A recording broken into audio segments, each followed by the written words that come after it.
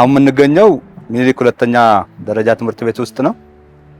ምናልባት ይሄ የሃይድሮፎኒክስ ቴክኖሎጂ በዚህ በ2018 በጀት ዓመት በአራዳ ክፍለ ከተማ ያበለጸግነው ቴክኖሎጂ የግብርና የፋርሚንግ ቴክኖሎጂ ነው።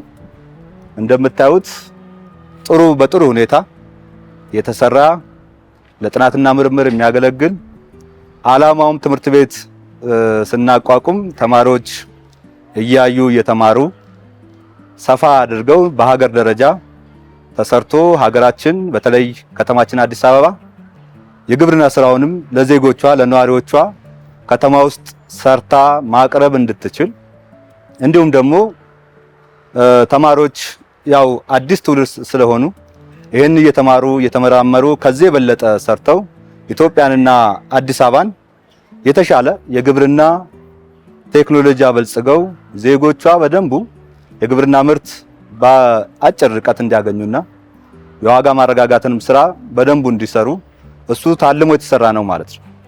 ቤዚካሊ የአራዳ ክፍለ ከተማ እንደ ግብርና ጽህፈት ቤት ትምህርት ቤት ውስጥ እናበለጽገን ቴክኖሎጂ ቅድም ያልኩት እንዳለ ሆኖ በተለይ የትምህርት ቤቱ ማህበረሰብ የአካባቢዎቹ ማህበረሰብ ከዚህ የሚገኘውን ምርት በተመጣጠነ ዋጋ እንዲያገኙና እንዲጠቀሙ እንዲሁም ደግሞ ቦታ የለኝም የሚለውን አስተሳሰብ አስተካክለን በትንሽ ቦታ የግብርና ስራዎች መስራት እንደሚቻል ለማሳየትና ለማስተማር እንዲሁም ደግሞ ተጠቃሚ ለማድረግ አስበን የሰራ ነው ማለት ነው።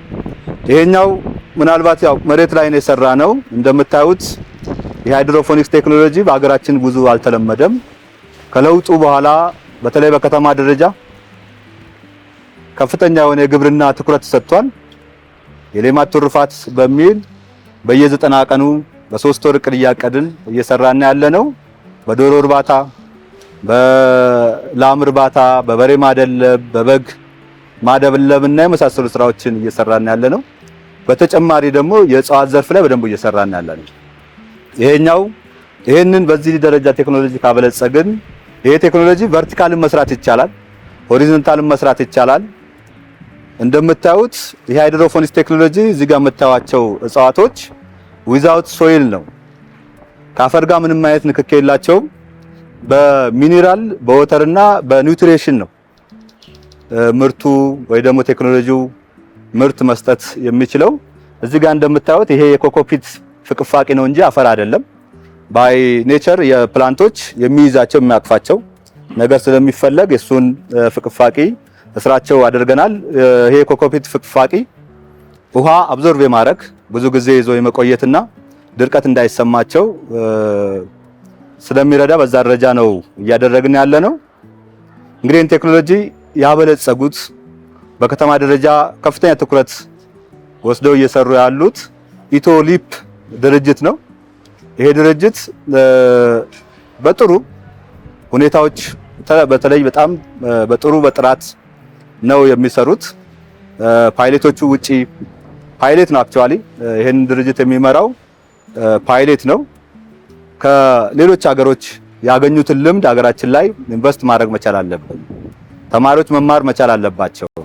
ሀገራችን ብዙ ጸጋ አላት፣ ብዙ የተማረ ኃይል አላት፣ የሚሰሩ እጆች አሉ፣ ለመስራት ደግሞ ከፍተኛ ፍላጎት ያላቸው አእምሮዎች አሉ። እሱን አንድ ላይ አጣጥመን ከሰራን ዜጎቻችን መቀየር እንችላለን ብለው ነው ይሄን ቴክኖሎጂ ከኛ ጋርም ተነጋግረን ወደ ስራ የገባ ነው። በጥሩ ሁኔታ ተሰርቷል። እንደምታዩት በጣም ያምራል።